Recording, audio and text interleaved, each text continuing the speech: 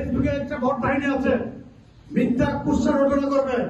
এই রটনা এটা মোকাবেলা আপনাদের করতে হবে, জনগণ আপনাদের করতে হবে। আমার একটা নীতি আছে, আর নীতিটা বলি, আমি যেটা চাই, আমি হচ্ছে আমার এলাকার মানুষ পাইলে, যে পাইলো সে পাইলো না, এটা বিষয় না। আমি চাই আমার এলাকার মানুষ পাক, আমার জনগণ পাক। আপনারা যেন খুশি হবেন। সারা বাংলাদেশের মধ্যে যার আসলে সবচেয়ে বেশি প্রণোদনা আসছে সেটা হচ্ছে আমার সুনামগঞ্জের কাছে।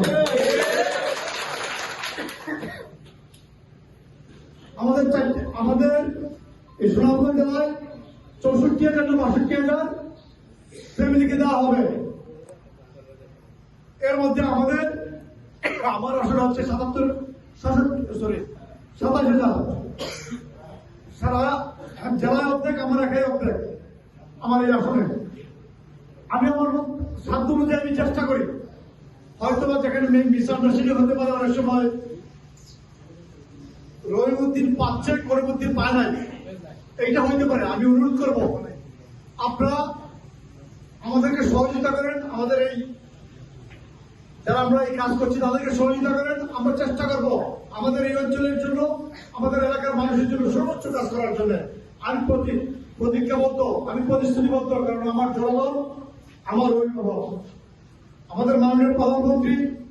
আপনারা সেটা খুশি হবেন এবং আমার বিশ্বাস আপনারা দেখতে পাচ্ছেন আমাদের মাননীয় প্রধানমন্ত্রী এই দেশকে নতুন করে ডেলি সাজাবার স্বপ্ন দেখেছেন এবং নিজে কি পরিশ্রম করছেন, এই দেশকে একটা পরিবর্তনে নিয়ে আসার জন্য সর্বোচ্চ চেষ্টা করছেন। তো এই পরিবর্তন উনি একা পারবেন না, আমরা পারবো।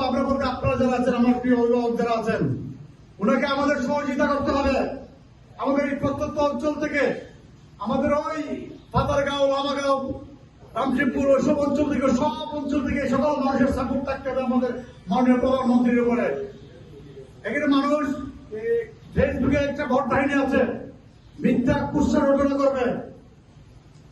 এই রটনা এটা মোকাবেলা আপনাদের করতে হবে, জনগণ আপনাদের করতে হবে।